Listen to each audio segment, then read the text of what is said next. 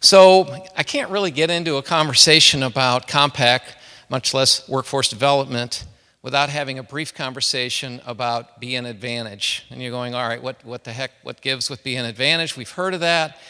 So let's just ask a quick question. How many understand what Be an Advantage is? Raise your hand. That's pretty good. I'm impressed. How many have not heard of Be an Advantage until today? It's okay. It's all right. All right. It's working. The word is getting out. That's fantastic. All right. That's great news. So we're going to take a step back real quickly, and I'd like to just describe some of the programs involved and give you some context on what Be an Advantage is, because it does tie very closely to what we're talking about with the Compact. So what is it? What it is, it's a strategy. It's a strategy about leveraging the resources we have, the assets in this community, using them to their fullest, but also innovating and developing new concepts and new ways of doing business in our community, because we must, as a community, do this in order to take advantage of some of the changes that are coming, because they are coming whether we like it or not, and that involves the global economy that we now face. So really, Be an Advantage is really about collaboration and partnership. So that involves all of us. But the good news is we have a roadmap that has been created for us to execute on the Be an Advantage. So this is how it started. The Be an Advantage really began with 6 organizations that really took this on and said, we've got to do something. We have to step it up as a community and start to move forward with what we as a community need to do to leverage and move on this global economy. So these 6 entities began, and then soon we added to that the city of Bloomington, town of Normal, and the county. And so add to that all of us, right? Because we're all stakeholders. We're all a part of where we need to go in this journey that is the Be an Advantage. So it's government, it's for-profit, it's not-for-profit, it's education. All of us together collectively are stakeholders to advance the ideas of the Be an Advantage. So we're trying to create synergy through community collaboration. Again, collaboration and partnership. So when you think about it, we engaged the services of a consultant, and in that consulting, we arrived at 6 key industries that are important to our community and what we're trying to do for the Be an Advantage to advance these principles. There are 6 key industries that were identified, and these 6 key industries are things that you'll know and love, and then there's also things included in this that aren't as familiar but are critically important to our future success. You see the first, advanced business services, finance and banking. We all know what that means, and our community has a lot in that regard. Agriculture is an obvious second. Entrepreneurship, interesting fact. The U.S. Census Bureau indicates that 89% of the business sector are entrepreneurs. That surprised me. So it's very obvious that we need to include them in our discussion. Information and communication technology. And the U.S. Bureau of Labor Statistics indicates that 70% of STEM work is in the information technology field. So once again, STEM is a key part of our initiative, and you'll hear about that in a minute, but it is important for us to include it as one of our key industries.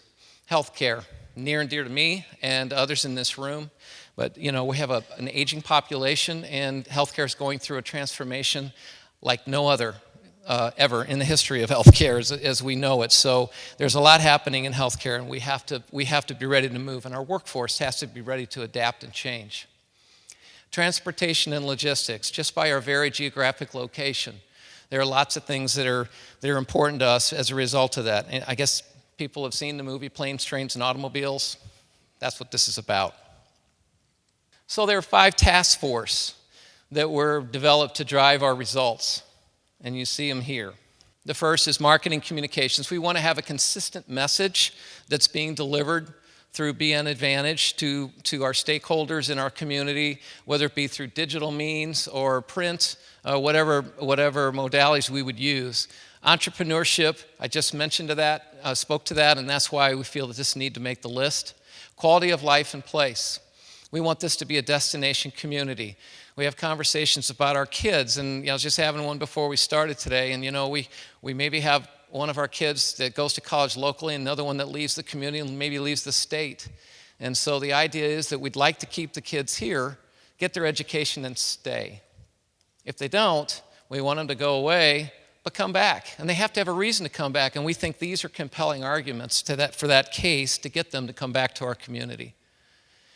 Indicators and metrics. I think this is incredibly important because we have to be able to measure our successes. We have to be able to track strategically what we're doing and how we're doing it such that we make sure we stay on track to what the work is that we're doing is. And then fifth, gosh, you can't miss it. Bolded, all caps, workforce development. So that's what we used to call the initiative that we were doing before we became part of COMPACT, but workforce development is really the group that you're going to hear more about as we continue to move through the presentation today. So at this time, Dr. Barry Riley, I'd like to have him come up and just give you a little bit on the evolution of what we've done here with COMPACT, formerly known as McLean County Community COMPACT. Dr. Barry Riley is that chair, so I'll let him explain that just for a moment. Thanks, Bob.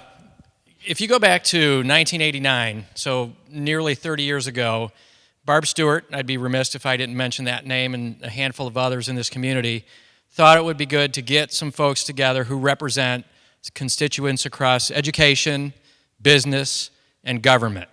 And it was the first organization of its kind, certainly in our community, to get those folks together in a room to talk about college and careers. And over the course of that time, the Compact supported programs that promoted college and careers. Tom Fraser's here in the audience from the Bloomington Area Career Center. There's an 8th grade career fair that happens each and every year where we have businesses, trades, and others for 8th grade students across the community to come and learn about those various programs. And that has now evolved to the point today where, as we look at Be an Advantage and the work that's being done in their role, the workforce development that evolved from that, and fast forward to today where we're now we're getting a marriage going between those organizations to come up with where we are here at this moment. So I'm very excited. I think this is a great moment in time. The people that are working together on this, there's more business involvement than I think there ever has been. The education folks are at the table, government is at the table, and now we're ready to take it to the next level. And Bob has been the guy to actually help us lead that charge. And so moving forward, we're pretty excited about where this is going to lead us. So I'll turn it back over to Bob. Thanks, Dr. Riley, and thank you for all of your work that you've done in the last 2 years and in the past.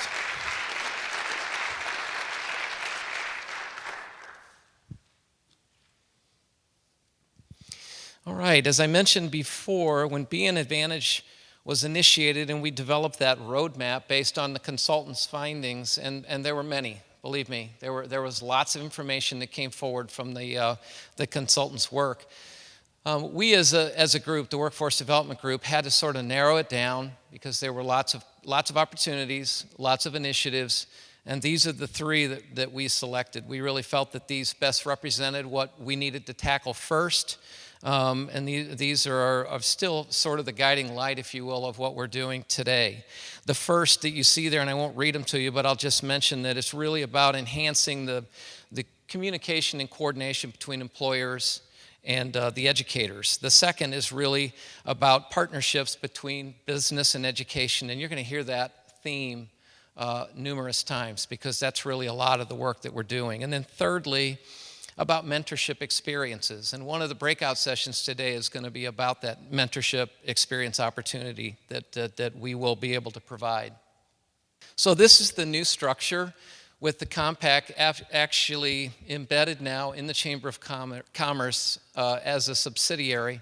So this is now part of the Chamber of Commerce. And Andy Bender, Andy's in the room. Andy is our manager of workforce development. He's been with us for 4 weeks, and we have just bombarded him. And it's amazing what this guy has accomplished already in those 4 weeks. There he is, right there. Wave your hand. He hasn't turned and run yet. It's just amazing to me because we've had a lot of email exchanges and phone calls and emails. So, Andy, thank you so much for your work.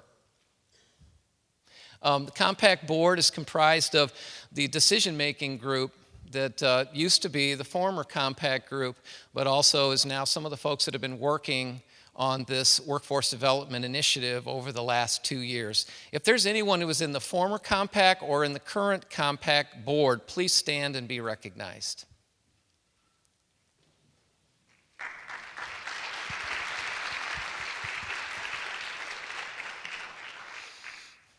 Next, you see the Compact Council. And the Compact Council is more advisory in nature, and this group has some incredibly smart, talented, passionate people who have done just a lot of work to get us where we are today. And believe me, there's been a lot of work and there's been a lot of conversation. And they each have worked diligently to be contribute to the meetings that we have. And believe me, when we have these meetings, I walk in and go, okay, how's this going to go today? And I walk out energized every time because I'm so excited about the efforts of this group and what they bring to the table. It's just amazing. On the bottom, you see 5 boxes, and you have a handout that will describe these more in detail. These are the work streams that we've created out of of our workforce development, now the Compact Board. These are the initiatives. I mentioned the 3 goals. These speak to those 3 goals, these 5 different initiatives. So I think that best describes the layout or the org chart, if you will, of the work that we're doing now. And again, the handout that you have will give you more detail behind what each of these work streams at the bottom are doing. Just to acknowledge the folks that are doing this work or leading these. Now, each one of these groups has their own committee.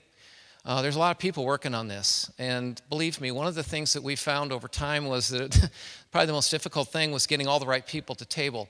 I doubt that we still have everybody at the table. We should. It's just that difficult to try to bring everybody collectively together that has a stake in this, and we're finding more partners all the time.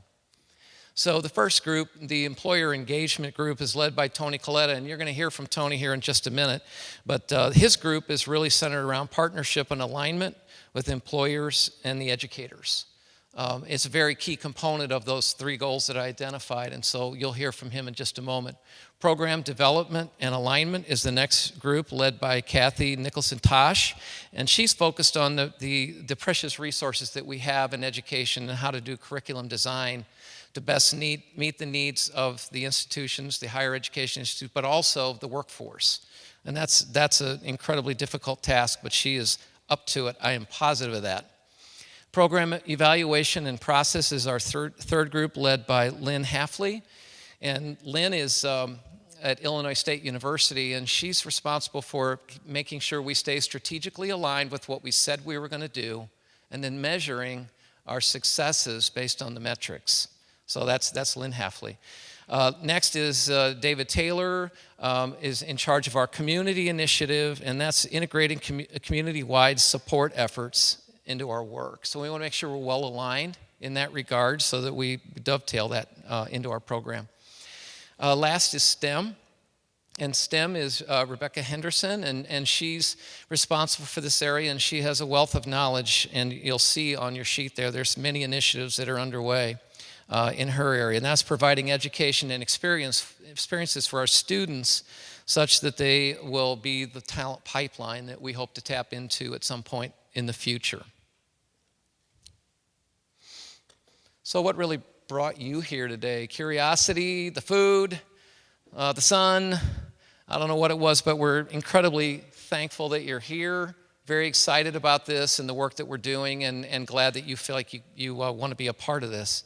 The other thing is you start to think about the educators in the room, and I know there are many. So what idea would you have on how we tailor our work to meet your curriculum, to meet the needs of our 21st century workforce? And that's a complex question with no simple answers, and it's something that we all are struggling with and learning from, and that's where we need your help. Next is, how are you building your talent pipeline as an organization, as an employer in our community? How are you doing that? Are you having success? Is it easy? Is it not? That's the next question. Then how do you recruit, retain, and cultivate the workforce that you need to be successful? So who's helping you do this? And we hope the answer to that question in some measure is Be an Advantage and the Compact Board, because we really are working diligently on your behalf to try to make that happen. So what I'd like to do next is introduce Tony Coletta, and Tony's going to talk about how we began to get to where we need to focus our energy, and that's through a survey that was done in our community here with our employers. So I'll hand it off to Tony, and he'll take it. That's if I can figure out how to use the clicker. Okay, thank you all for coming, as Bob said. But I do want to start, and some of you may recall, we presented results from a workforce needs survey that we did probably about 10 months ago or so. I think it was in June of last year at a chamber breakfast briefs event. And it was our fundamental belief that we really needed to understand from our employers in the community what needs they had. So that's really one of the early things that we were up to as an employer engagement team, is to understand from our employers in the community, what are your needs related to your talent pipeline. So we conducted a survey of all chamber, EDC members, other area employers. This happened beginning late 2016 and throughout the first quarter of 2017. I'd be remiss if I didn't acknowledge the partnership of Jim Jawahar from Illinois State University in helping us design and conduct the survey. And we had a phenomenal response. 144 respondent employers, from all different sectors, but our highest number of respondents from healthcare, from finance and insurance. The other thing that I would note here is you look at the number of employer respondents represented. So of those 144 employers, they represented almost 40,000 employees in McLean County, which is a significant number, of almost half the workforce in McLean County. So we were excited about the response that we were able to achieve, the response rate we were able to achieve, and the data that we were able to process through that. Can you all see that? You can read the results, right? No, our intent was not to really rehash the results, and you'll see the link at the bottom of the slides here, or I believe this was included in the program materials that were sent out on the chamber website. You could revisit and rehash all of the survey results there. That's not the intent of this slide. What I really wanted to illustrate with this slide is just the types of things that we really assessed through this survey. So we were looking at things, we were asking employers to tell us where their recruitment pain points were, both by volume as well as difficulty to recruit. So we were able to kind of illustrate through that survey our top jobs by volume of vacancies or volume of current incumbents. We asked employers to kind of tell us, where are your pain points? We asked the folks to complete the survey who were really involved in recruitment processes. So tell us, where are you struggling? Where are you having pain? We asked them to project out, 3 to 5 years from now. Where do you project growth in terms of employment opportunities? We ask them things because we always hear this from our employers with whom we engage. Suspected reasons why employees are leaving the community, either current incumbents or new entrants to the workforce, why they choose not to stay here. So we wanted to explore that with our area employers. What do they hear in their workforce when folks do choose to leave? What are the reasons that they're citing in that regard? A couple other items that we assessed in there through Amy Julian at Illinois State. There's been development of an essential skills model. What are those skills that candidates to the workforce need to come with to really be successful in the environment? You may have heard them referred to in the past as soft skills, but what are those things that an employee needs to present with to really be successful? And we oftentimes hear employers lamenting that, new employees to the workforce, they're not coming with XYZ skills. And so we were able to take that model from Amy and ask our employers to assess that and tell us, are these the right kind of skills that your employees need? And furthermore, is there a gap? Are they presenting with these skill sets, or do we have a gap? So we have data along those lines to tell us, where are those key skills gaps? And finally, we assessed our employers. We asked them to tell us what's their level of willingness to engage in different career preparedness kinds of activities. So everything from creating a profile online to tell prospective students in the area more about them as an employer and what kind of opportunities exist to engaging in mentorship, internships, so on and so forth. And so we have data about the level of interest in participating. And all of this is really the foundation of the work that we've been up to over the last several months and what we're planning to talk to you about this afternoon. So as an example, I mentioned, we assessed about top jobs by volume. We were able to kind of parse out where do we feel like we have gaps. And some of the things that we learned from this are, there's talent in the community here through the local schools that we could potentially cultivate to help us fill these gaps for the needs that exist. So we were able to understand that for current state, or as this slide illustrates, kind of next 3 years, where do you expect to see vacancies? So this led us to really talk about how do we do a better job of recruiting and retaining our students that are in the community now studying. Perhaps they're from McLean County, perhaps they're from Cook County or somewhere else. But how do we get a message in front of these students and get a shot at retaining them in this community, because we have wonderful employers with lots of great opportunities. As I mentioned, we also assessed why do they leave. This is helping to instruct us as to what are those meaningful messages that we need to get out in front of these area students to help them better understand what's attractive about McLean County. Why should they stay here? What's the value proposition for remaining in the county? And you'll hear a little bit more. One of the breakout sessions this afternoon is really around student retention. And this is the more immediate work that we want to do to recruit and potentially retain college students who are earning their degree and are ready to enter the workforce. We want to put a value proposition in front of them that helps sell McLean County and convince them to stay here. So that'll be one of our breakout sessions this afternoon, to kind of talk a little bit about some of our early plans related to student retention. And we want to get your input on whether or not we're thinking about things in the right way as we start to launch that strategy. One of the other things that you'll hear about this afternoon in a breakout session is regarding a platform called Inspire. Inspire is an extension of a tool that's used in area schools called career cruising. Now, this is our high schools and middle schools, I believe, that use this tool to help spark interest in careers on the part of our students. This is more of a long-range talent pipeline development strategy. You're going to hear about an extension of that career cruising platform in a breakout session led by Mark Jontry regarding a platform called Inspire.